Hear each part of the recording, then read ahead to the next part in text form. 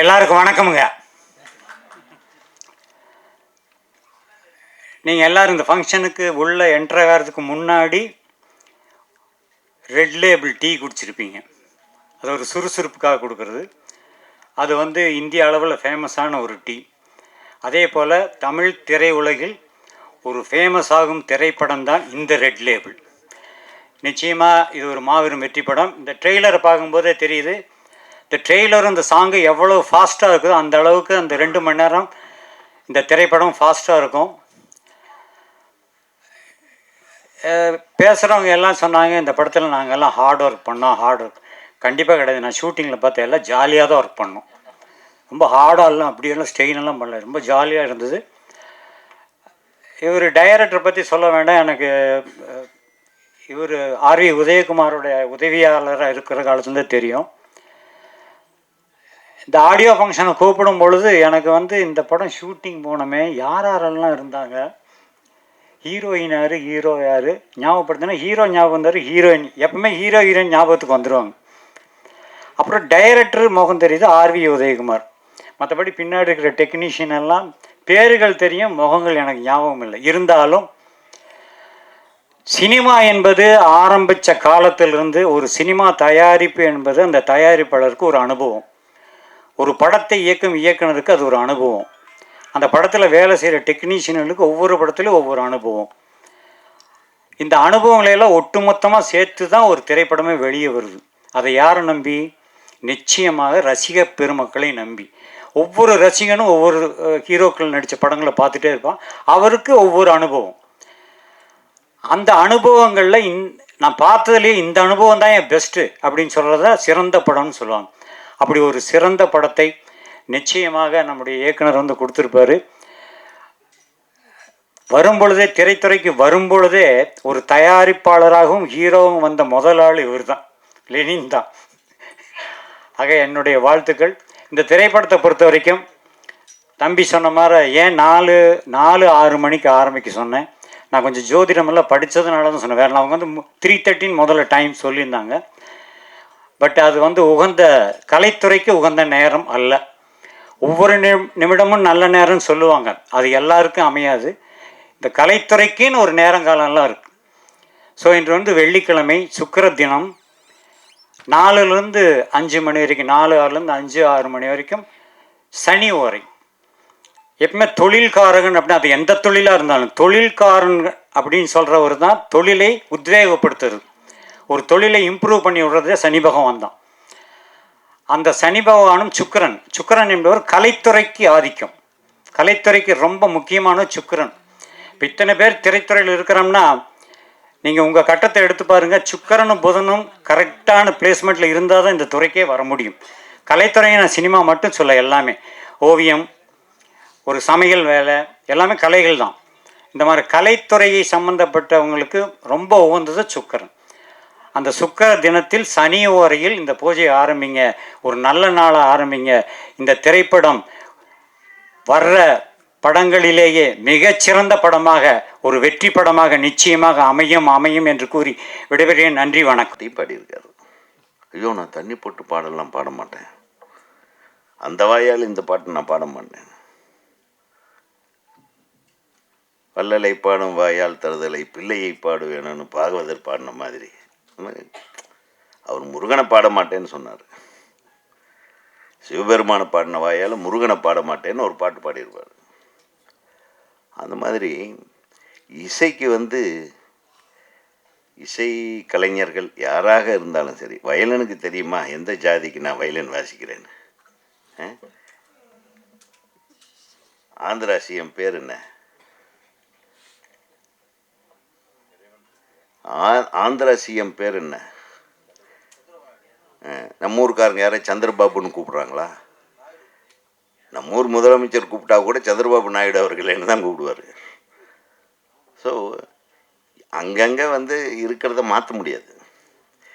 இருக்கிறதுல எல்லாமே இன்புற்று இருக்கிற மாதிரி, எல்லாமே சகோதரத்துவத்தோடு வாழ்கிற மாதிரியான வழிமுறைகளைத்தான் நம்ம கண்டுபிடிக்கணுமே தவிர, இதில் போய் அந்த பேருக்கு பின்னாடி என்ன ஒட்டியிருக்கு, இந்த பேருக்கு பின்னாடி என்ன ஒட்டியிருக்குன்னு கண்டுபிடிக்கிறதெல்லாம் பழைய கதை.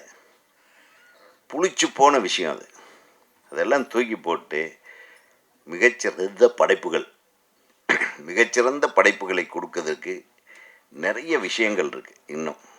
இன்னும் வந்து தமிழில் கடந்த ஒரு 10-15 வருஷமாக 10 வருஷமாக கூட சொல்லலாம், ஒரு மிகச்சிறந்த கதைகள் எல்லாம் வந்து வர்றதில்லை. அது ஒரு ஒரு ஒரு விஷயத்தோடு நின்றுது சில படங்கள். அந்த விஷயத்தை சிறப்பாக எடுத்துடுறாங்க. பட் அதை மீறி எல்லா விஷயத்தையும் உள்ளடக்கிய அழகான திரைப்படங்கள். இப்போ ஒரு பாசமலர் இருங்க, உதாரணத்துக்கு சொல்கிறேன். ஒரு பாசமலர், ஒரு குடும்பம், ஒரு கதம்பம், எத்தனை நல்ல விஷயங்கள் ஒரு படத்துக்குள்ளே போயிட்டு வந்தால் அது இன்ஃப்ளூயன்ஸ் பண்ணும். நம்ம அந்த காலத்தில் ஒரு படத்தை பார்த்துட்டு வந்தோம்னா, சின்ன பையனாக இருக்கும்போது அந்த திண்ணையில் உட்காந்து அந்த படத்தை பற்றி நம்ம கதையாக சொல்லிகிட்ருப்போம். அந்த கதை கோர்வையாக வரும்.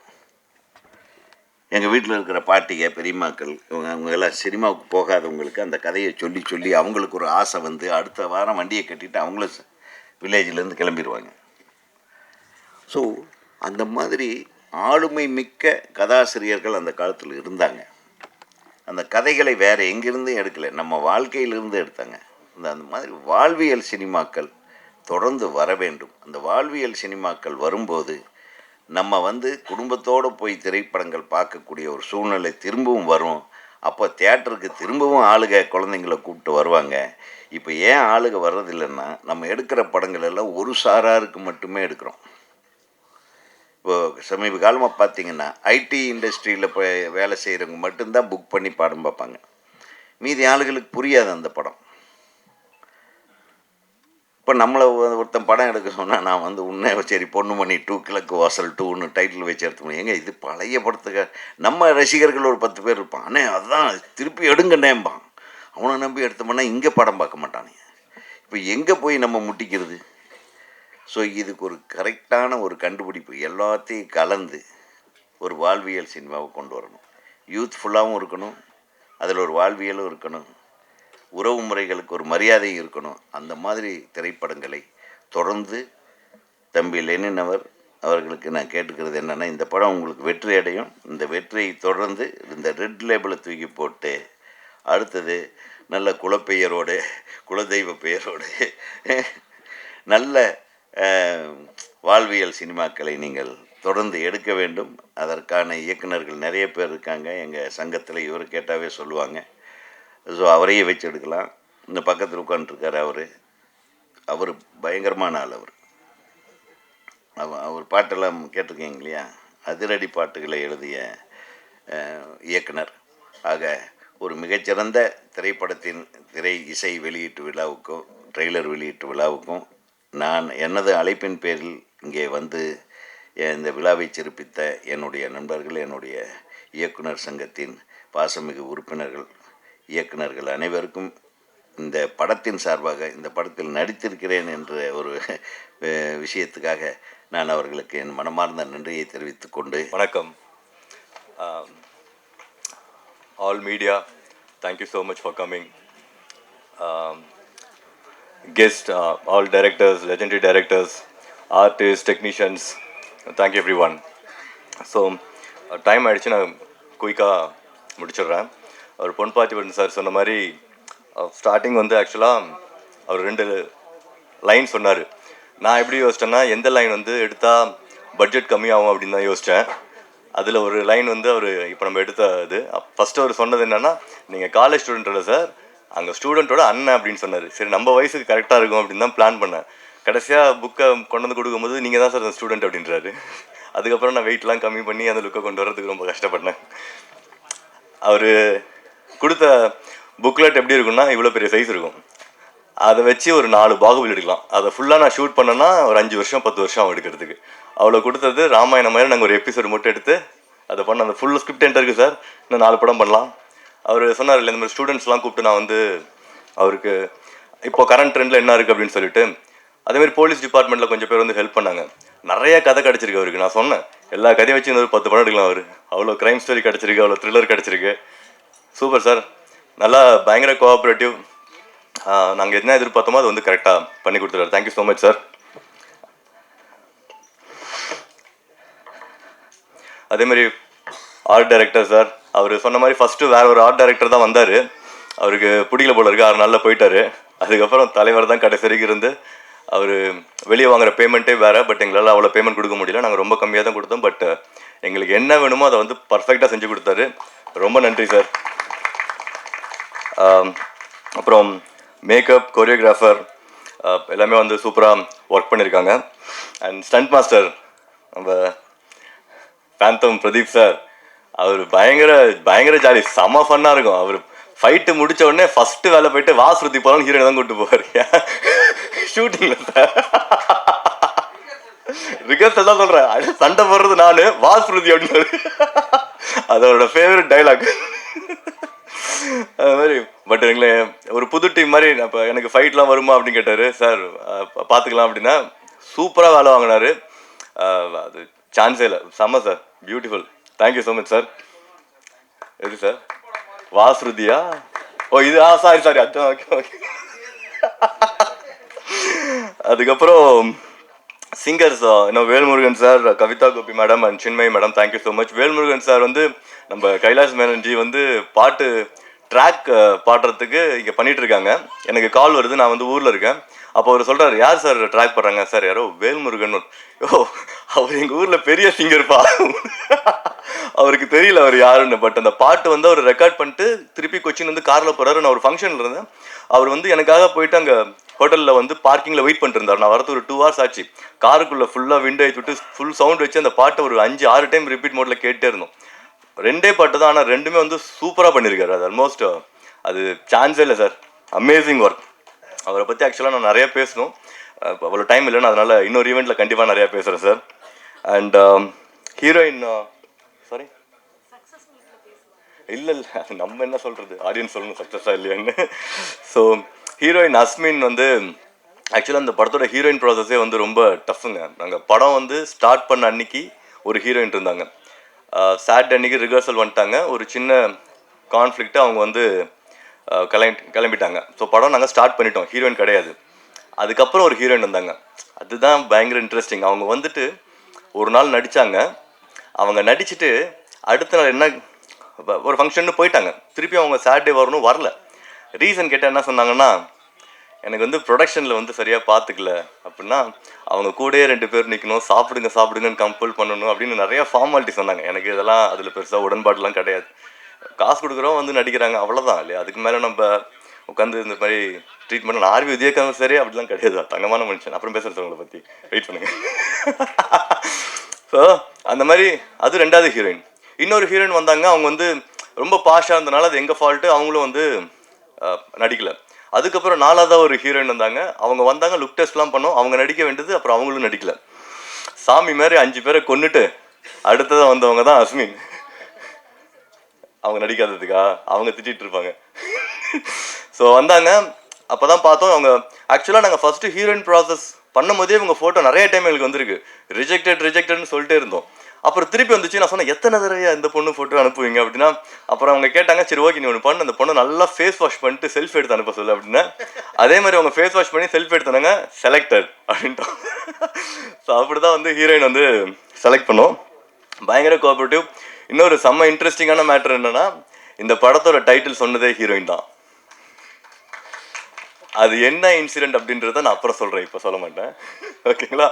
அவங்க வந்து சும்மா பேர் சொன்னாங்க, அதோட ரீசனை நான் கண்டுபிடிச்சிட்டேன், ஓகே இதுதான் அப்படின்னு சொல்லிட்டு. அதுக்கப்புறம் டைரக்டர்கிட்ட சொன்னால் அவர் வந்து சார் சூப்பர் சார் அப்படின்னு சொல்லிட்டு உடனே போயிட்டு சேம்பரில் நாங்கள் அதை ரெஜிஸ்டர் பண்ணிட்டோம். படம் ஆரம்பிக்கும் போது நாங்கள் வச்சுருந்த டைட்டில் வந்து வேறு, அது ரொம்ப யூஸ்வலாக இருந்தது. ஆர்வி சார் சொல்லிட்டு சொன்னார் நல்லா இல்லை அப்படின்னு சொல்லிட்டு. அண்ட்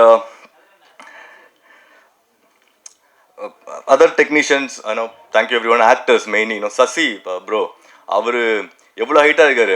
கிட்டத்தட்ட ஒரு 10-15 நாள் அவர் நான் தோல்லே சுமந்துட்டு இருந்திருக்கேன். கீழே இருந்து மேலே போகிறது, மேலேருந்து கீழே வர்றது, தோலில் சுமக்கிறது கூட ஈஸிங்க. அது அந்த மாதிரி இருக்கிறது ரொம்ப கஷ்டம். ஏன்னா இந்த சோலார் பாயிண்டில் வந்து ப்ரீதிங் ப்ராப்ளம் வரும். அவர் ஒரு டைமும் அவ்வளோ கஷ்டப்பட்டுருக்காரு. கீழே இருந்து ஒரு 3 மாடி 4 மாடி தூக்கிட்டு போவோம், திருப்பியும் திருப்பி அதை பண்ணிகிட்டே இருப்போம். ஸோ அந்த மாதிரி அவ்வளோ கஷ்டமாக பண்ணிருக்காரு. இவர் அஜய் சூப்பராக பெர்ஃபார்ம் பண்ணிருக்காரு. Tarun, Yashoda madam, sorry madam உங்கள் பேர் எனக்கு தெரியல, அனுஷா, அண்ட் இவங்க Revathi, Priyanka, thank you every one. எல்லாமே ரொம்ப ஜாலியாக ஒர்க் பண்ணிங்க. அண்ட் மெயினாக வந்து நான் 2 பேர் எனக்கு படம் ஆரம்பிக்கும் போது நான் சொல்லுவேன், எனக்கு 2 டிபார்ட்மெண்ட் வந்து எல்லா கிராஃப்ட்டுமே ரொம்ப இம்பார்ட்டன்ட் தான். ஆனால் எனக்கு 2 வந்து நான் ரொம்ப ரசிக்கிறது. ஒன்று வந்து எடிட்டிங், இன்னொன்று வந்து மியூசிக். இது 2மே எனக்கு பர்சனலாக நான் ஃபீல் பண்ணுறது. எந்த படமாக இருந்தாலும் எப்படி நம்ம எடுத்தாலும் இவங்க 2 டிபார்ட்மெண்ட்டால் படத்தை காப்பாற்ற முடியுன்றது நான் நம்புகிற விஷயம். அந்த வகையில் லாரன் கிஷோர் போரா வந்து அவர் ரைட்டர் வந்து ஒரு ஸ்கிரிப்ட் கொடுத்தாரு. நாங்கள் ஷூட் பண்ணும்போது வேற ஒன்றா வந்துச்சு. எடிட் டேபிளில் போகும்போது அவர் படத்தை வேற லெவலில் கொண்டு வந்து நிறுத்திட்டாரு. சான்ஸே இல்லை. அந்த அமேசிங் ஒர்க். எனக்கு வந்து அவரை பாராட்டிகிட்டே இருக்கலாம். எனக்கு அவ்வளோ பிடிக்கும் அவர்கிட்டே நான் சொல்லிட்டே இருப்பேன் பேசினாரவே. சார் சூப்பராக பண்ணுறீங்க. ட்ரெய்லர்லாம் வந்து எனக்கு வந்து டைம் வந்து நான் ரொம்ப கீனாக பார்ப்பேன். டைரக்டர் சொன்ன மாதிரி அவர்கிட்ட நான் சொன்னேன், எனக்கு வந்து ட்ரெய்லர் கட் பண்ணணும் சார் அப்படின்னேன். எவ்வளோ நாள் ஆகும் நீங்கள் சொல்லுங்கள் சார் அப்படின்னேன். 10 நாள் ஆகும் அப்படின்னாரு. சூப்பர் சார், செப்டம்பர் 10th கொடுத்துருங்க சார் அப்படின்னா. செப்டம்பர் 9th ஷார்ப்பாக கொடுத்தாரு. கொடுத்த 5 நிமிஷத்தில் பேமெண்ட்டு நான் கொடுத்துட்டேன். ஸோ அதில் பண்ணிட்டேன். இதில் என்ன செப்டம்பர் 9th ஏன் ஸ்பெசிஃபிக்காக சொல்கிறேன்னா, அன்றைக்கி தான் நான் என் ஒய்ஃபை ஃபஸ்ட்டு மீட் பண்ணிடு. காலையிலே சண்டை போட்டு வந்துட்டேன். ஈவினிங் டெய்லர் கேட்டால் சமாதானப்படுத்தினேன். அந்த அளவுக்கு நீங்கள் ஹெல்ப் பண்ணுறீங்க சார். Thank you so much. அது மாதிரி நான் இன்னொரு ஈவெண்ட்டில் வந்து எனக்கு அவரை பற்றி நான் நிறையா பேசணும். அண்ட் கைலாஷ் மேனன்ஜி அவங்கள பற்றி நிறையா பேசணும். இப்போ டைம் இல்லாதனால நான் இன்னொரு ஈவெண்ட்டில் பேசுகிறேன். அண்ட் எங்களோட mentor mister R V Udayakumar sir, அவர் கிட்டத்தட்ட நான் எப்பயுமே ப்ரோன்னு கூப்பிடுவார். நான் அங்கிள்னு கூப்பிடணும்னு ஆசைப்படுவேன். நான் அலோவ் பண்ணவே மாட்டார் அவர் என்னை கூப்பிட்றதுக்கு. உண்மையாலுமே இந்த சின்ன படம் பெரிய படம் அதில் எனக்கு பெருசாக உடன்பாடு கிடையாது. சின்ன கம்பெனி பெரிய கம்பெனி எல்லாமே படம் எடுக்கிறோம். நல்ல படம் இல்லைன்னு வேற நம்ம அவங்கவுங்க ஒப்பீனியனுக்கு சொல்லிக்கலாம். மற்றபடி சின்னது பெருசெல்லாம் கிடையாது. அவர் எனக்கு எவ்வளோ ஹெல்ப் பண்ணிருக்காருன்னா, நாங்கள் ஷூட் ஆரம்பித்து 6வது நாள் எனக்கு ஒரு இஷ்யூ வருது வித் பெப்சி. அண்ட் மேபி எங்களோட எரர் தான் அது. எங்களுக்கு ப்ராப்பராக அந்த ரூல்ஸ்லாம் தெரியாததுனால நாங்கள் ஒன்று பண்ணிட்டோம். நான் ஷூட்டிங் வந்து பேக்கப் பண்ணிட்டேன். இவருக்கு தான் கால் பண்ணி சொன்னேன். அதுக்கப்புறமேட்டு அவர் எனக்கு கொஞ்சம் ஐடியாஸ் கொடுத்துட்டு, ஒரு சேம்பரில் போயிட்டு சில விஷயம்லாம் பண்ண வேண்டியது இருக்குது, பெப்சியில் சில விஷயம்லாம் பண்ண வேண்டியது இருக்குன்னு சொல்லிட்டு இவர் எனக்கு கைட் பண்ணிவிட்டு அவர் விட்டுருக்கலாம். நான் என்ன பண்ணுவேன், பகலில் டயர்டாக இருந்தேன்னா செல்ஃபோனை ஸ்விட்ச் ஆஃப் பண்ணிட்டு தூங்கிடுவேன். அந்தமாரி தூங்கிட்டேன். ஒரு ஈவினிங் ஆன் பண்ணுறேன், பிரவீன் கால் பண்ணுறான் எனக்கு. ரெனி இந்த மாதிரி ஆர்வி சார் உங்களுக்கு ரொம்ப நேரமாக ட்ரை பண்ணிருக்காரு அப்படின்னு. ஏய் இருடா அப்படின்னு சொல்லிட்டு ஃபோன் பண்ணுறேன். அவர் நான் சேம்பரில் இவ்வளோ நேரமாக உட்காந்துருக்கேன், என்ன பண்ணிட்டு இருக்க அப்படின்னு கேட்குறாரு. எங்களுக்காக அவர் சேம்பரில் போய் உட்காந்து அந்த லெட்டரை வாங்கி அதை பெப்சிக்கு டைரக்ட் பண்ணி அந்த சர்டிஃபிகேட் வாங்கி கொடுத்து ஷூட்டிங்கை திருப்பியும் ஸ்டார்ட் பண்ணி விட்டார். அந்த டைமில் அவருக்கு நான் கமிட்டும் பண்ணல, அட்வான்ஸ் பண்ணல, பேமெண்ட் எதுவுமே கிடையாது. ஆனால் அவர் அவ்வளோ ஹெல்ப் பண்ணுறாரு. இப்போ கூட நேற்று கூட அவரை நான் மீட் பண்ணி பேசிட்டு இருந்தேன். எப்போ கால் பண்ணாலுமே ஃபோன் ஆன்சர் பண்ணுவார், இல்லைனாலும் திருப்பியும் கூப்பிடுவார். அந்த மாதிரி sir thank you so much sir. நீங்கள் இல்லைன்னா அந்த படம் வந்து 100% என்னால் முடிச்சிருக்க முடியாது. ரொம்ப நன்றி. அதுக்கப்புறம் நம்ம இயக்குனர் ஐயா பற்றி சொல்லலாம். அவர் சொன்ன மாதிரி ஷூட்டிங்லாம் நல்லா ஜாலியாக தான் போச்சு. ஆனால் டஃப் இஷ்யூஸ் வரும். எனக்கு அவருக்கு நிறைய கான்ஃப்ளிக்ட் இருந்துச்சு. உண்மையாலுமே சொல்கிறேன், வேறு டேரக்டர் இருந்தால் நீயாவது அவன் படம் ஆகுதுன்னு போயிருப்பாங்க. அவர் எல்லாத்தையும் பொறுத்துட்டு இந்த படத்தை முடிச்சு கொடுத்துருக்காரு. 100% அவர் இல்லைன்னா எங்களால் இதை முடிச்சிருக்கவே முடியாது. நான் அதை நிறைய டைம் சொல்கிறேங்க என் டீம் கிட்ட. பரவாயில்ல, அந்த மனுஷன் நம்ம எவ்வளோ வந்தாலுமே, நம்ம ஏதாவது ஹார்ஷாக நடந்துட்டாலுமே ரொம்ப கூலாக வந்து அதை ஹேண்டில் பண்ணி அந்த ஈகோ இல்லாமல் அந்த படத்தை எடுத்துட்டோம், ப்ராப்பராக முடிக்கணும்னு முடிச்சிட்டாரு. சாரி சார், நான் ஏதாவது தப்பு பண்ணியிருந்தா ஓகேங்களா. அண்ட் உங்கள் டீமுக்கும் ரொம்ப நன்றி sir. I love your assistant managers. எனக்கு மெயினாக அந்த மஸ்கா நடித்த பையன்லாம் ரொம்ப பர்சனலாக பிடிக்கும். அவனுக்கு இன்னும் நான் காசு வரல கொடுத்துட்றேன் ஓகேங்களா நடித்ததுக்கு. ஏன்னா நான் ஒரு விஷயம் கமிட் பண்ணேன்னா அதை பண்ணணுன்னு 100% எதிர்பார்ப்பேன். அதே மாதிரி தான் மற்றவங்களும் பண்ணணுன்னு. இப்போ நான் வந்து எடிட்டர் ஏன் சொல்கிறேன் அப்படின்னா, அந்த மாதிரி தான் எனக்கு தெரிஞ்சு நான் ஒர்க் பண்ண யாருக்குமே பேமெண்ட் பெண்டிங் வைக்கல. ஷூட்டிங்கை ஸ்டாப் பண்ணிருக்கேன். எனக்கு வந்து ஷெடியூலுக்கு நான் 20 நாள் பிளான் பண்ணுறோம் அப்படின்னா, எனக்கு அந்த காசு 15 நாளில் காலி ஆகிடுச்சுன்னா ஷூட்டிங் டன். இன்னொரு 3 நாள் எடுத்துகிட்டு 1 மாதம் கழிச்சு பேமெண்ட் தர வேலை கிடையாது. அது வந்து பண்ணல, இனிமேல் பண்ணவும் மாட்டேன். நான் காசு இருந்தால் கரெக்டாக பே பண்ணி எல்லாத்துக்கும் அனுப்பிடுவோம். ஸோ அதை நம்ம சேர்த்து என்ன பண்ண போகிறோம். அண்ட் என்னோட revision team mister Praveen, mister Gokul and 2 பசங்க ஜவஹர் அண்ட் உதயன் 2 பேர் இருக்காங்க. அவனுங்கெல்லாம் வந்து பயங்கரமாக ஹார்ட் ஒர்க். எவ்வளோனா, நான் என்கிட்ட அவங்க காசு எதிர்பார்க்கல, எதுவுமே எதிர்பார்க்கல. காலைல 6 மணிக்கு ஷூட்டிங் இருப்பாங்க, முடிச்சுட்டு பண்ணோம். ஏகப்பட்ட சேலஞ்சுங்க ஷூட்டிங்கில். அப்போ அவ்வளோ ஈஸி கிடையாது. மொதல் நாள் வந்து நைட்டு தான் டிசைட் ஆகும் அடுத்த நாள் என்ன ஷூட்டிங். நைட்டு 10 மணிக்கு போய் ஸ்டேஷனில் உட்காந்துருப்பார் கோகுல், பர்மிஷன் வாங்குறதுக்கு. வாங்கி அடுத்த நாள் வந்து நாங்கள் ஷூட் பண்ணி அந்த மாதிரி ரொம்ப கஷ்டப்பட்டிருக்கோம். ஆனால் உண்மையை சொல்ல போனால் ஷூட்டிங் எடுக்கிறதுக்கு கஷ்டமே கிடையாது. நான் ஆர்வி உதயகுமார் சார் சொன்னேன், சார் படம் எடுக்கிறது செம்ம ஜாலியாக இருக்குது சார், இதில் என்ன சார் கஷ்டம் அப்படின்னு நான் நிறைய டைம் சொல்லியிருக்கேன். உண்மையாலுமே ஒரு நல்ல டீம் இருந்து எல்லாருமே நல்லவங்களா இருந்தாங்கன்னா இதோட ஒரு ஹாப்பியான இண்டஸ்ட்ரியே கிடையாது. எல்லாம் போனால் ஜாலியாக என்ஜாய் பண்ணி நமக்கு பிடிச்ச வேலை பண்ணுறோம், ஒன்று கிரியேட் பண்ணுறோம். அதை மற்றவங்கள்ட்ட காட்டி சந்தோஷப்படுறோம் அப்படின்னும் போது அதில் எவ்வளோ சந்தோஷம் இருக்கும். எனக்கு ரொம்ப பிடிச்ச இண்டஸ்ட்ரி ஆக்சுவலாக இந்த இண்டஸ்ட்ரி. I'm enjoying it. திருப்பி நான் படம் பண்ணணும்னு ஆசை. இதை விட இன்னும் பக்காவாக பிளான் பண்ணி இன்னும் ஜாலியாக பண்ணுறோம் சார். அந்த படத்தில் நீங்கள் இருக்கீங்க சார். 3 வருஷத்துக்கு முன்னாடி இதே ஸ்டேஜில் 2 நாளைக்கு முன்னாடி நான் அவர்கிட்ட சொன்னேன், அடுத்து நான் படம் எடுத்தா நீங்கள் நடிப்பீங்கன்னு. சொன்ன வார்த்தை நான் காப்பாற்றினேன் சார். நான் சொன்னால் செஞ்சுருவேன்.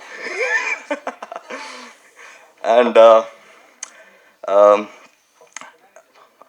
இவங்க நம்மளோட படத்தோட ஃபர்ஸ்ட் லுக் ரிலீஸ் பண்ண சிம்ரன் மேடமுக்கு ரொம்ப நன்றி. புது டீமை என்கரேஜ் பண்ணணும்னு அவங்க அதை பண்ணாங்க. அண்ட் இன்னும் லாஸ்ட்டாக ஒரே ஒரு விஷயம், இந்த நேரம் அனுபவம் சொல்கிற மாதிரி அதில் எனக்கு பெருசாக நம்பிக்கை இல்லை. அது நம்பிக்கை இருக்கிறவங்கள நான் வந்து தப்பாக சொல்ல மாட்டேன். பட் எனக்கு நிறையா ஸ்ட்ரகிள் ஆக்சுவலாக இந்த படம். அது ஜாலியாக தான் இருக்குது பார்க்குறதுக்கு. நேற்று கூட நம்ம ஆடியோ லான்ச் பிளான் பண்ணோம். பட் அன்ஃபார்ச்சுனேட்லாம் ஏவிஎம் சரவணன் சார் இறந்துட்டாங்க. அதனால் அது தள்ளி வைக்கிறது தான் முறை. அதுதான் வந்து அவங்களுக்கு கொடுக்குற நம்ம ரெஸ்பெக்ட் அப்படின்றதுனால பண்ணிட்டோம். அந்த இடத்துக்கு வர்றதுக்கே நாங்கள் நிறையா கஷ்டப்பட்டோம். எல்லாத்தையும் முடிச்சுட்டு பயங்கர டென்ஷன். இன்றைக்கி டேட் எப்படியோ ஃபிக்ஸ் பண்ணி அது நேற்று நைட்டு தான் கன்ஃபார்ம் ஆகி எல்லாம் முடிச்சுட்டு இன்றைக்கி கிளம்புறேன். ரூம்லேருந்து வரணும்.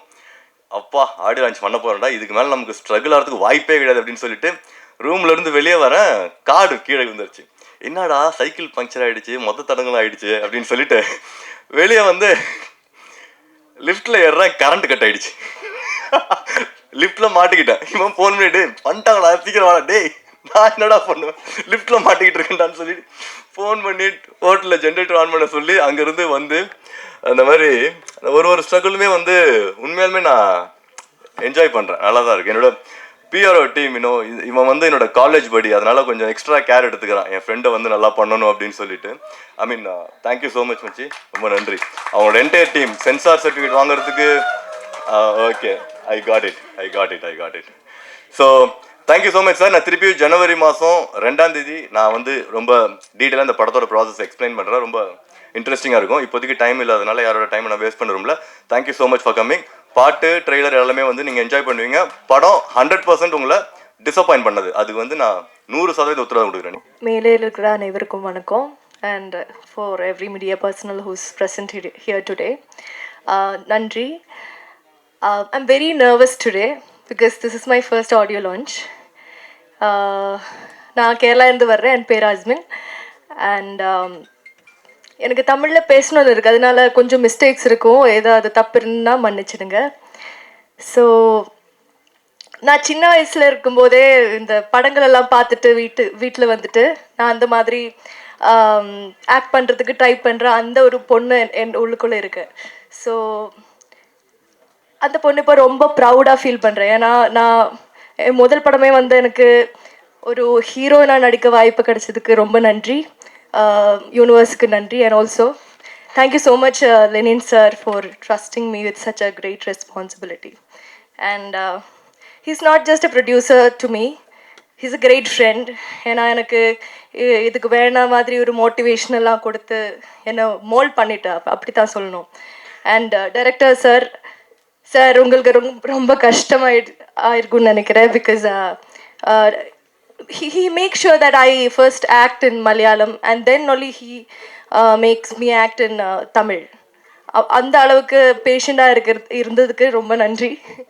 அண்ட் ஆல்சோ எனக்கு இதில் கிடைச்ச இன்னொரு பாக்கியம் என்னென்னா, நான் ஆர்வி சாரோட பொண்ணாக நடிச்சிருக்கேன். அது ஒரு ப்ரிவிலேஜாக நினைக்கிறேன். இங்கே இருக்கிற எல்லாருக்கும் thanks. And also dance master, fight master எல்லாருக்கும் நன்றி. என் கோ ஆக்டர்ஸ், ஃப்ரெண்ட்ஸ் அப்படி தான் சொல்லணும். ஏன்னா இங்கே இருக்கும்போது எனக்கு இப்போ இது இன்னொரு ஹோம் மாதிரி தான் தெரியுது. தமிழ் இந்த ஊர் எல்லாமே வந்து அதுக்கான ஒரு ரீசன் அவங்க தான். அண்ட் ஆல்சோ இன்னைக்கு ஆடியோ லான்ச்.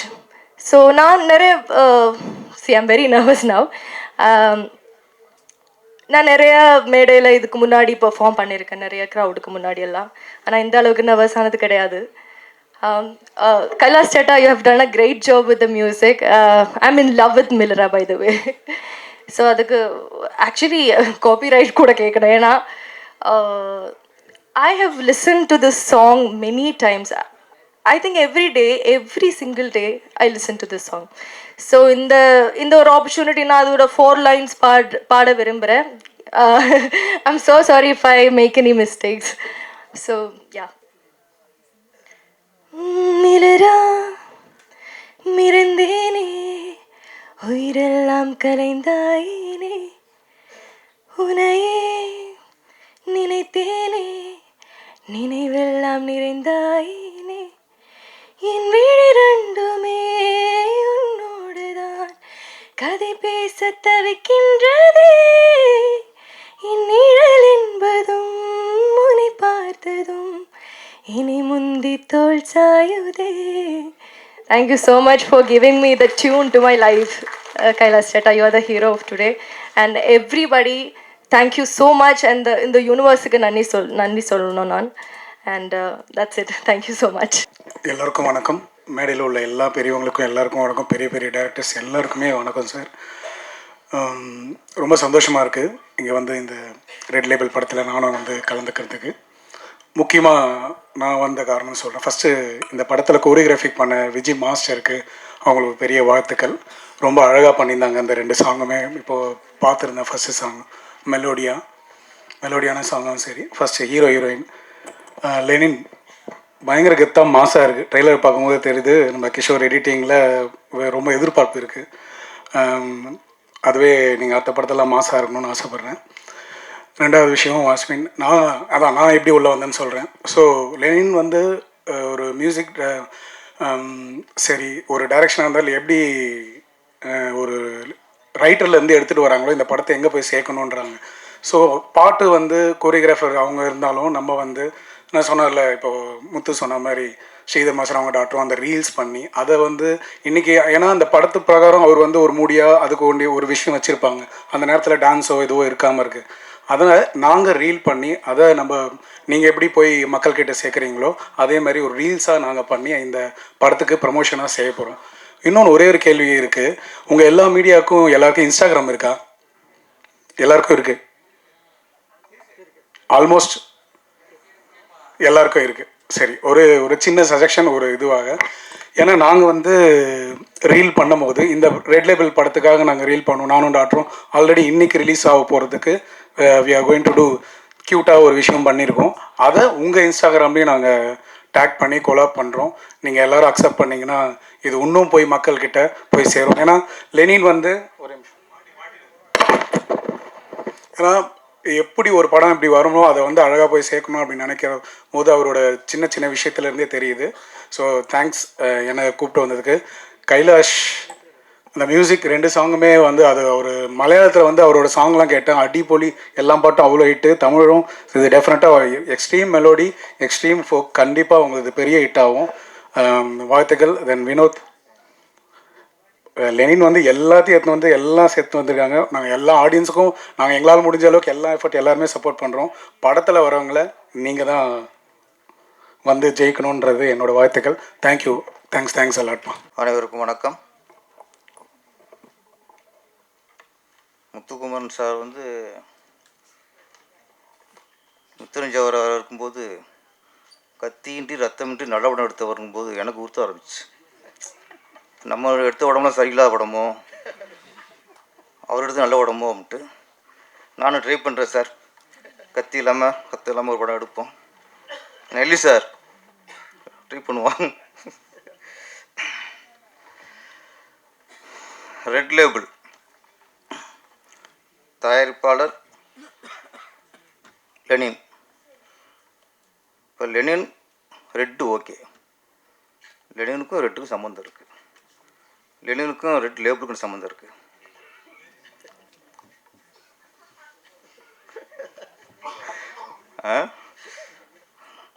நான் என்னடா ஓகே, சிவப்புக்கு ஓகே, லெனின் ஓகே. அப்புறம் அவங்களே ஒரு முத்திரை குத்திட்டாங்க. எனக்கும் ரெட் லேப்புக்கும் சம்மந்தம் இல்லை, ரெட் லேப்புக்கும் எலெக்ஷன் சம்மந்தம் இருக்குது. அந்த எலெக்ஷன் முத்திரையை குத்திட்டாரு. அதுவும் ஒத்துக்க வேண்டியதான். எப்படி லெனினுக்கும் ரெட்டுக்கும் எப்படி சம்மந்தம் இருக்கோ, நம்ம ரெட் லேபிளுக்கும் எலெக்ஷனுக்கும் இப்போலாம் சம்மந்தம் ஆகிப்போச்சு. அது இல்லாமல் எலெக்ஷன் நடக்காது இப்போது. அதனால் ரொம்ப யோசிச்சு தான் டைட்லாம் வச்சுருக்காங்க.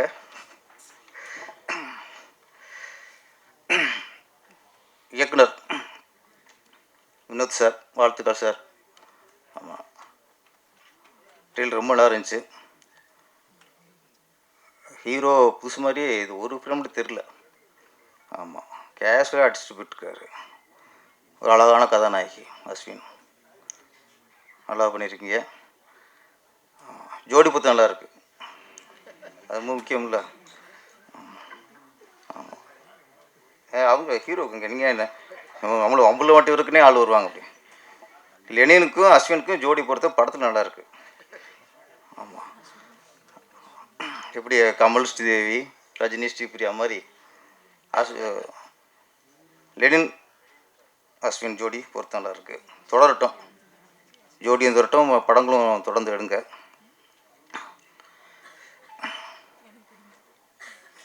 ரெட் லேபிள் தயாரிப்பட்ட கேட்டேன், என்ன தான் படம்ட்டு. கதையை சொல்லவே மாட்டேங்கிறாரு, மழுப்புறாரு அப்படியே. ஆமாம், இல்லை சார் ஒரு கல்லூரி ஸ்டோரி அப்படின்னாரு. காதல் கதையா அப்படின்னேன். இல்லை சார் அதில் எலெக்ஷன் சம்மந்தப்பட்டது. முழுக்க அரசியல் கதையா? அதுவும் இல்லை சார், அது ஒரு த்ரில்லர். என்னதான் கதை? எலெக்ஷன் கதையும் இல்லை, கல்லூரி கதையும் இல்லை, காதல் கதையும் இல்லை. அப்படியே ஓட்டு சஸ்பென்ஸை ரொம்ப மெயின்டைன் பண்ணுறாரு.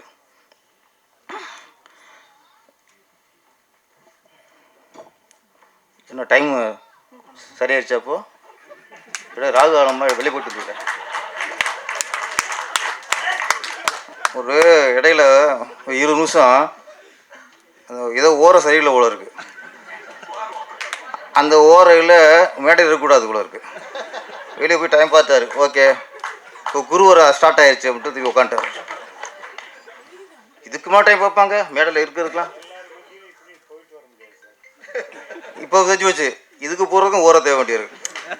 நமக்குலாம் பாத்ரூம் தான் வேணும், அவருக்கு ஓரம் பார்த்து போவார். ஓகே, ஓரம் போயிட்டார். ஓகே, இப்போ டைம் நல்லா இருக்குது, நீங்கள் வந்து உட்காந்துட்டே டைம் ஸ்டார்ட் ஆயிடுச்சு திரும்ப. இந்த பாருங்கள், இந்த ஓரையில் பேசுனது மறந்து போச்சு.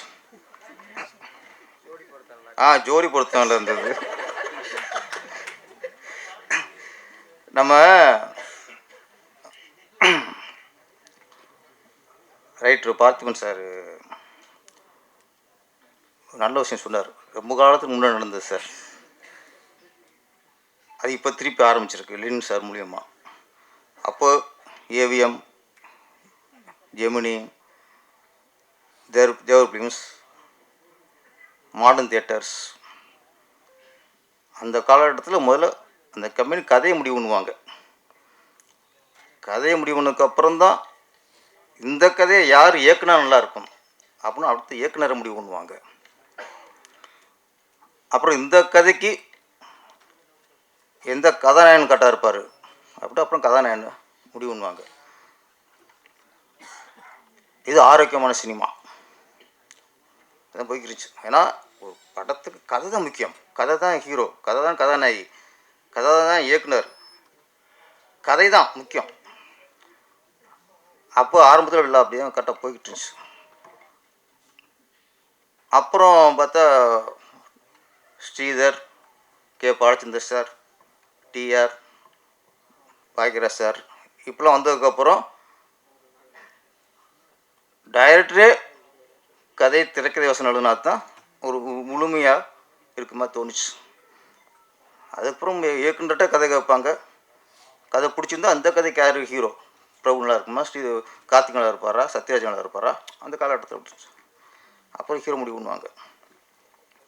அது ஆரோக்கியமாக போய்கிட்டு இருந்துச்சு. அந்த இதெல்லாம் நல்ல படம்லாம் கரெக்டாக அமைஞ்சது. இப்போது கதையை வந்து தயாரிப்பாளர் முடிவு பண்ணுறதில்ல, கதாநாயகன் முடிவு பண்ணுற காலமாக போச்சு. அது வேறு மாதிரி போயிட்டுருக்கு. இந்த காலகட்டத்தில் நான் வந்து தயாரிப்பாளராக லெனின் சார் நான் பாராட்டுறேன். ஒரு படத்துக்கு கதை தான் முக்கியம், முதல்ல கதையை முடிவு பண்ணுவோம். அப்படி கதையை தேடி இருக்காரு. அப்போ பொண்ணு பார்த்துமே சார்கிட்ட கூப்பிட்டு கதை கேட்டிருக்காரு. கதை பிடிச்சிருக்கு, லைன் பிடிக்கல, கதையே பிடிச்சிருக்கு. கதையை ஃபுல்லாக பண்ணி ஃபுல்லாக ரெடி பண்ணதுக்கப்புறம் அப்போ இந்த கதைக்கு ஒரு நல்ல இயக்குனரை, சரியான இயக்குனரை போடுவோம். அப்புறம்தான் இயக்குனர் வினோத்தை முடிவு பண்ணியிருக்காங்க. இதெல்லாம் ஒரு படம் நல்லா வந்திருக்குங்கிறதுக்கான நம்பிக்கை இருக்கலாம். ஒரு கதை தான் முக்கியம், அப்போ கதையை அதுக்கப்புறம் டேரக்டர் முடிவு பண்ணி இந்த கதைக்கு நம்ம கரெக்டாக இருப்போமா, ஹீரோ கரெக்டாக இருப்போமா, காலேஜ் ஸ்டூடெண்ட் ஸ்டேட்டஸ் சொன்னால் நல்லா இருக்குது, அதில் கொஞ்சம் மாற்றுவோம் அப்படின்னு சொல்லி அதுக்கு ஒரு மாற்றம் பண்ணி இந்த ரெட் லேபிள் முறையாக எடுக்கப்பட்ட படம் அப்படிங்கிறதுக்கு பொன் பற்றி சொன்ன உதாரணம். அடுத்து இந்த படத்தில் அவர் என்ன சொல்கிறதுல என்னென்னமோ நடிகர் திலகம், உலக நாயகன் எல்லாம் சொல்கிறாங்க. இப்போ ஒரு நடிகர் உருவாகிட்டு இருக்காரு. அவருக்கு பட்டத்தை தேட வேண்டியிருக்கு. இப்போ என்ன பட்டம்ன்ட்டு என்ன கோவை திலகம் வைக்கலாமா? இப்போ உலக நாயகன் டைட்டில் விட்டுருச்சாச்சா? அப்போ அவர் விட்டு கொடுத்துட்டாரு. அது கூட வச்சுக்கலாம்.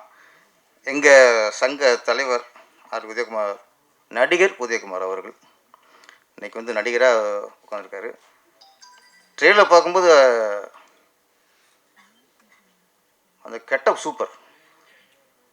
ரஜினி சார் கூட இவ்வளோ ஸ்டீலாக சீடு குடிச்சு பார்த்துக்கல. அவரை கொஞ்சம் சீரியஸாக குடிப்பார். ரொம்ப தெனாவிட்டா அப்படியே கேஸில் சாஞ்சிட்டு அப்படியே வானத்துக்கு ஊதுறாரு, புகையை விடுறாரு. புகையை மேலே வானத்துக்கு விடுறாரு.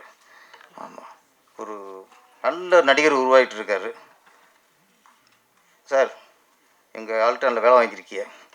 அவர்கிட்ட வேலை வாங்கிட்டு சாதாரண விஷயம் இல்லை, நல்ல வேலை வாங்கியிருக்கிய. நம்ம பொன் பார்த்து இன்னொரு விஷயம் சொன்னார். ஒரு நடிகர் கதை கேட்டால் கமிட் ஆகிட்டான், ஓகே. ஒரு நடிகர் கதை பிடிச்சி கமிட் ஆகிட்டா அந்த இயக்குனர்கிட்ட ஃப்ரீடம் விட்டணும். நம்புனா அது நடிக்கணும், நம்பிக்கையிலே நடிக்கக்கூடாது. அப்போ நீங்கள் கதையை கேட்டுட்டு நம்பி உள்ளே போயிட்டா அவனை போட்டு டார்ச் பண்ணக்கூடாது, டேரக்டர் டார்ச் பண்ணக்கூடாது. அதை மாற்று, இதை மாற்று, இது ஏன் இப்படி ஷார்ட் இங்கேயே வைக்கிற, கேமரா அங்கேயே வைக்கிற, இது வந்து இயக்குற சித்திரவதை பண்ணுறது. கதை பிடிச்சா பிடிக்கணும், நடிக்காதீங்க, அவ்வளோதானே. உதயகுமார் சார் கதை கேட்டிருக்காரு, பிடிச்சி போச்சு. படம் முடிகிற வரைக்கும் ஒன்றுமே சொல்லலை. சமத்தான நடிகர் அவர். ஒன்று அப்பப்போ கேட்டால் இது வேற இப்போ நடிக்க வளர்ந்து வந்துக்கிருக்கோம் அப்படின்னு அது ஒன்று இருக்குது. ஃபுல்லாக விட்டார். படம் பார்த்துருக்காரு. படம் பார்த்துட்டு அவரோட கருத்து இப்படி மாற்றிக்கலாமா, ஓகே. அவர் சொல்கிற மாற்றம் இயக்குனருக்கும் கதாசிரியருக்கும் உடம்பட்டுருக்கு.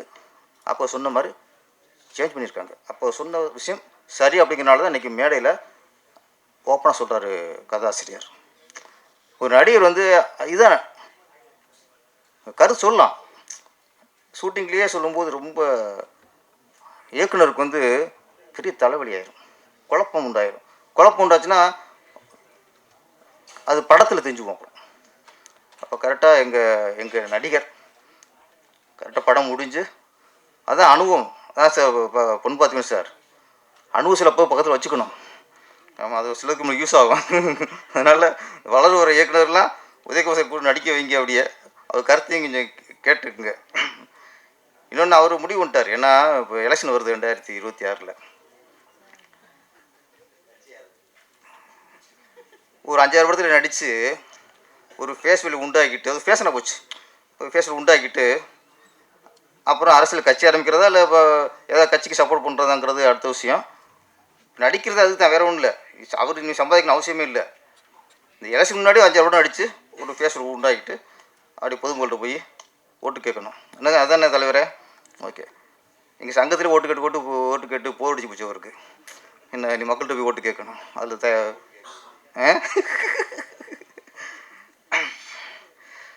அப்புறம் அந்த படத்தில் மிஸ்டர் கைலாஷ் மேனன். தமிழ்நாட்டில் தான் நம்ம வந்து கைலாஷ் மேனன் சொல்லலாம், சமீரா ரெட்டின்னு சொல்லலாம், ராகு எல்லாம் சொல்லலாம். நம்ம நாட்டில் உள்ள ஜாதி, தமிழ்நாடு ஜாதி சொல்ல முடியாது. எங்கே நம்ம இப்போ நான் ஒரு பேரை சொல்லி மிஸ்டர் ரமேஷ் வன்னியும் சொல்ல முடியாது, வினோத் தேவர்னு சொல்ல முடியாது. ஏன்னா எதுக்குன்னா அப்போ மலையாளத்தில் ஈஸியாக அது ஒரு கேஷுவலாக இருக்குது. மேனன் அங்கே பார்த்தா அங்கே ரெட்டி ஆந்திராவில் அது தப்பாகவே தெரில. இங்கே தப்பாக ஏன் தெரியுதுன்னா இங்கே ஜாதி வெறி ஆட்டி படைக்குது. ஜாதி பேர் இருக்கிறனால தான் ஒருத்தன் ஜாதி பேர் வச்சாலே இங்கே பிரச்சனையாக இருக்குது. இல்லை இங்கே கைலாஷ் மன்னன் வந்திருக்காரா? ஓகே, வாழ்த்துக்கள். நாங்கள் உங்களை இங்கே சொல்லுவோம், நாங்கள் உங்களை பார்த்து பெருமைப்படுறோம். கைலாஷ் மன்னன் வாழ்த்துக்கள். பாட்டெலாம் நல்லா இருந்துச்சு. முக்கியமாக ஏன் சின்மயி மேடம் இல்லை பாடியிருக்காங்களா பாட்டு? ஆமாம், என்ன வரி என்ன?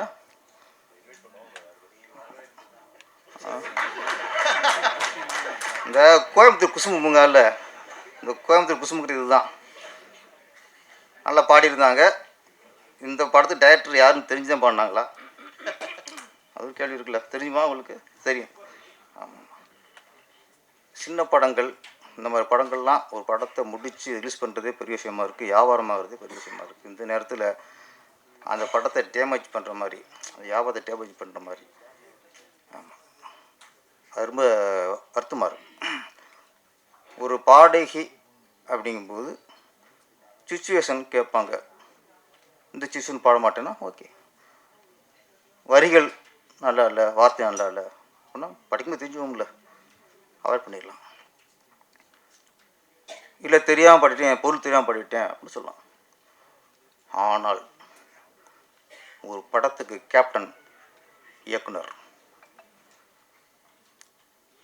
அவன் தான் முழுமையானவன். படத்தை உருவாக்குறவங்க இயக்குனர் தான்.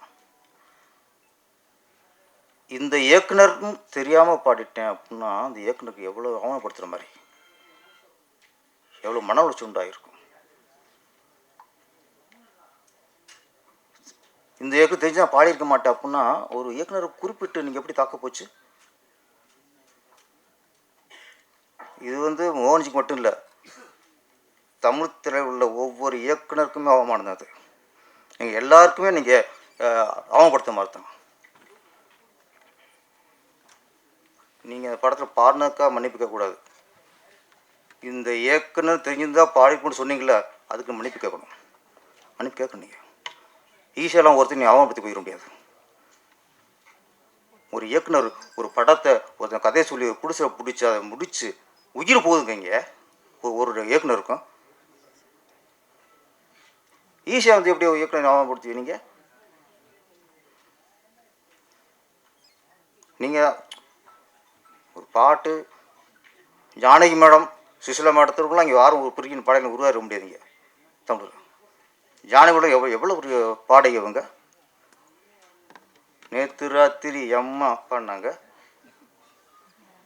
அதுக்கு எத்தனை நல்ல அற்புதம் படம்லாம் பாடியிருக்காங்க. அந்த பாடினா அவங்களுக்கு என்ன சீப்பாகி விட்டாலும் என்ன? குறிப்பிட்ட ஒரு இயக்குனரையோ தயாரிப்பாளரையோ சொல்லி அவமானப்படுத்துறதுக்கு யாருங்க உரிமை இல்லை. இந்த படத்தை பாட்டு நல்லா பாடியிருக்காங்க, ரசிக்கிறோம். நீங்கள் பாடகி பாடுங்க, தொடர்ந்து பாடுங்க. ஏற்கனவே உங்களுக்கு தடைன்னே சொன்னீங்க. இப்போ அது இது இல்லை, உங்கள் திறமை நெரிச்சு பாட்டு போங்க. உங்களை சுச்சுவேஷன் கேளுங்க.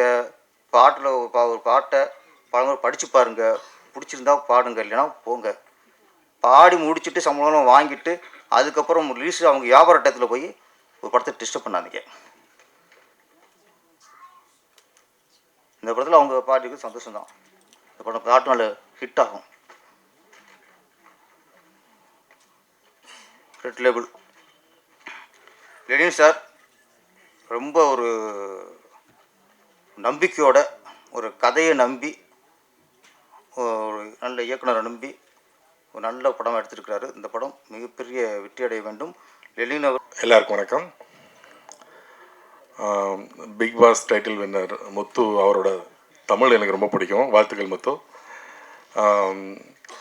ஆக்சுவலாக ட்ரெய்லர் சாங்ஸ் எல்லாமே நல்லா இருந்தது. மியூசிக் டைரக்டர் என்னோட முதல் வாழ்த்துக்கள். Hero Lenin, director Vinoth sir எல்லாத்துக்கும் என்னோடய வாழ்த்துக்கள். எங்கள் தலைவர் ஆர் உதயகுமார் சார் நடிச்சிருக்காரு, முக்கியமான கேரக்டர். 90s வந்து டைரக்டராக கலக்கிட்டு இருந்தார், இப்போ வந்து நடிகராக கலக்கிட்டு இருக்காரு. இந்த படம் பெரிய சக்ஸஸ் ஆனோம். என்னோடய மனமார்ந்த வாழ்த்துக்கள். எந்த படமாக இருந்தாலுமே வந்து எழுத்து ரொம்ப முக்கியம். எனக்கு ரொம்ப பிடிச்ச ரைட்டர் பொன் பார்த்திபன் அவர்கள். அவர்கிட்ட எனக்கு என்ன பிடிக்கும்னா எந்த ஜானர் இருந்தாலும் அவர் ஹேண்டில் பண்ணுவார் ஈஸியாக. ஸோ இந்த படத்தோட சக்ஸஸ் அதிலேயே தீர்மானம் ஆயிடுச்சு. இந்த படத்தை வேலை பார்த்த எல்லா ஆர்டிஸ்ட் டெக்னீஷியன் எல்லாத்துக்கும் என்னோட மனமார்ந்த வாழ்த்துக்கள். லெனின் சார், நீங்கள் வந்து நிறைய பேருக்கு வேலை கொடுத்துருக்கீங்க, இன்னும் நிறையா படம் பண்ணணும், நிறைய பேருக்கு வேலை கொடுங்க, நல்ல படம் பண்ணுங்கள், வாழ்த்துக்கள். தேங்க்யூ. அனைவருக்கும் இனிய மாலை வணக்கம். ட்ரைலர் சாங்ஸ் எல்லாமே முழுக்க ஒரு ஃப்ரெஷ் ஃபேஸஸோட ஒரு படம் இன்னைக்கு தயாராகி வர்றதுங்கிறது ரொம்ப அபூர்வமான விஷயமா இருக்குது. அதனுடைய வெற்றியினுடைய அளவுங்கிறது வந்து கதையை அவங்க எந்த அளவுக்கு நம்புகிறாங்களோ அந்த அளவுக்கு தான் அவங்க வந்து இவ்வளோ நியூ ஃபேஸோட ஒரு படம் இன்னைக்கு வந்து ஒரு திரைக்கு வர்றதுங்கிறது ரொம்ப உண்மையான ஒரு நம்பிக்கையோடு இருக்கும்.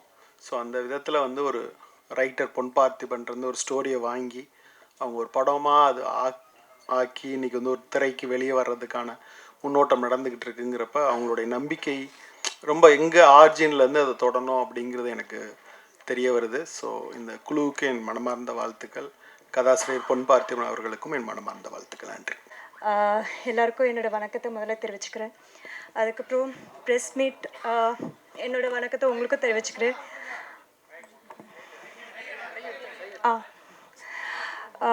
என்னோடய வணக்கத்தை உங்களுக்கும் தெரிவிச்சுக்கிறேன். இது என்னோடய ஃபர்ஸ்ட் ஆடியோ லான்ச்.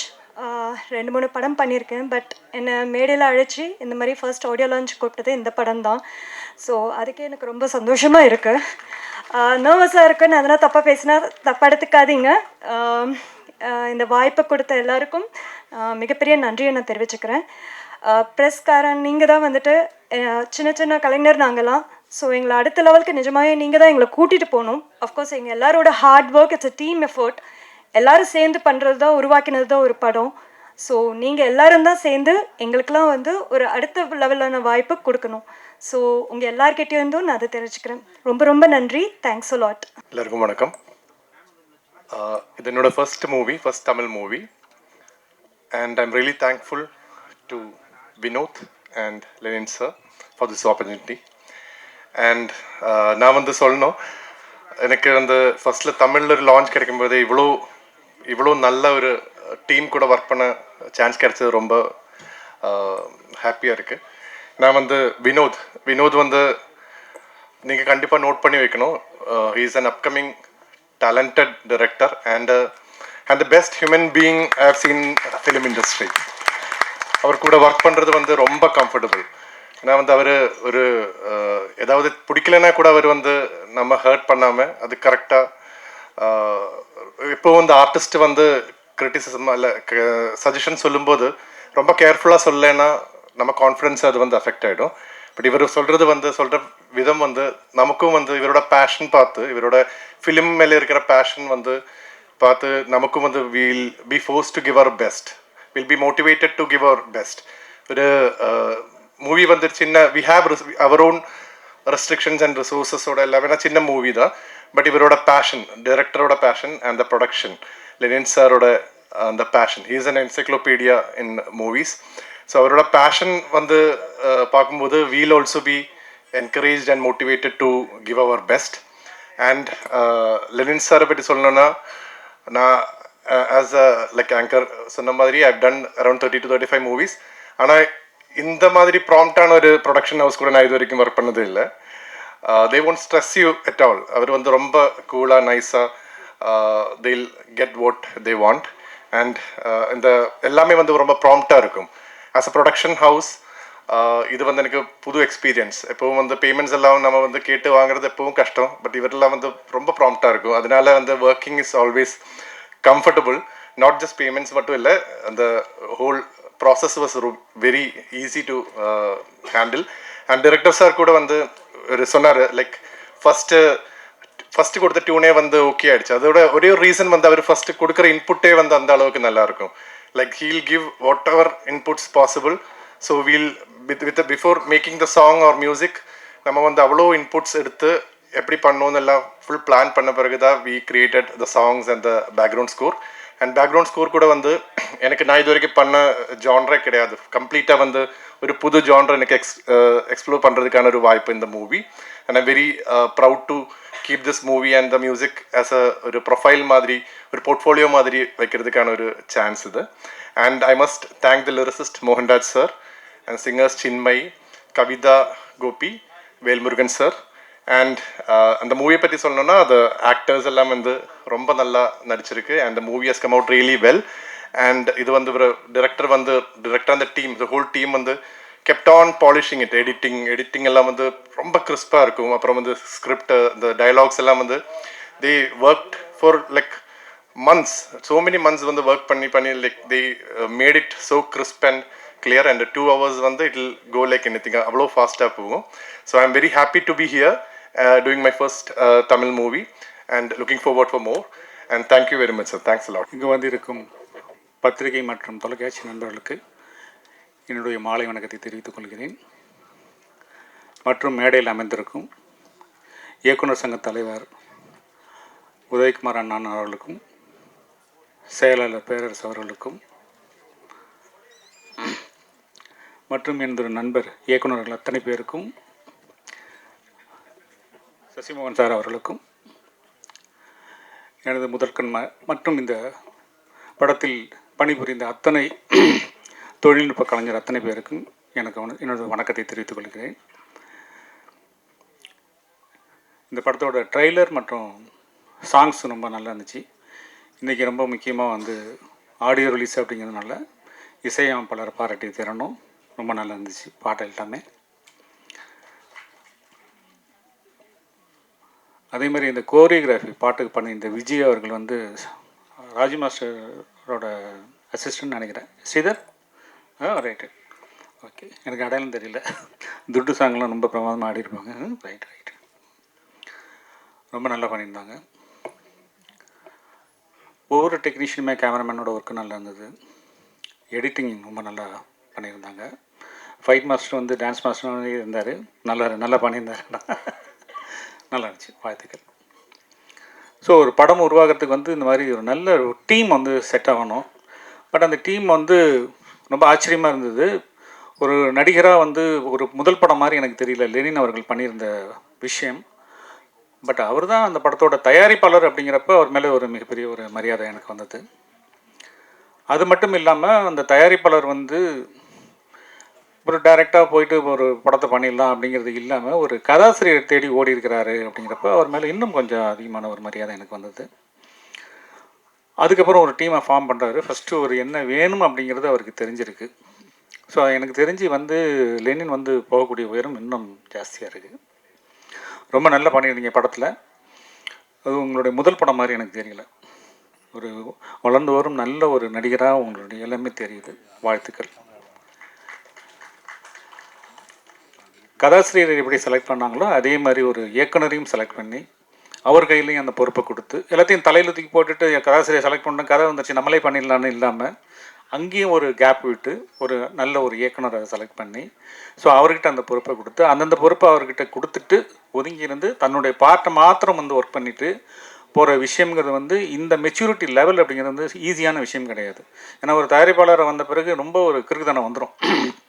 ஏதாவது நம்ம உள்ளே போகலாம், நம்ம பண்ணலாம், டைரக்ஷன் பண்ணலாம், அதை பண்ணலாம், இதை பண்ணலாம், ஏதாவது ஒன்று தோணும் நமக்கு. அதெல்லாம் இல்லாமல் ரொம்ப பாலிஷாக ரொம்ப அழகாக, ஏன்னா அது அந்த மாதிரி இருந்தால் தான் அந்த திரையில் வந்து அவரால் வந்து அவ்வளோ அழகாக ஈஸியாக தன்னோட அந்த கதாபாத்திரமாக மாறி இயக்குனர் நல்லா பண்ணியிருக்காரு அவரை வச்சு. ஸோ அதனால் அந்த விஷயம் எப்படி அவுட்புட் வரும் அப்படின்னா இயக்குனருக்கு ரொம்ப கம்ஃபர்ட் கொடுக்கும்போது தான் வந்து அந்த ஒரு கேரக்டராக அதில் வந்து நம்மளால் பரிணாமிக்க முடியும். அதை ரொம்ப சிறப்பாக வந்து லெனின் அவர்கள் பண்ணியிருக்காங்க. இயக்குனரும் நல்லா அழகாக அதை உள்வாங்கி அதை பண்ணியிருக்காங்க. கதாசிரியருக்கும் என்னுடைய வாழ்த்துக்கள், மியூசிக் டைரக்டருக்கும் என்னுடைய வாழ்த்துக்கள்.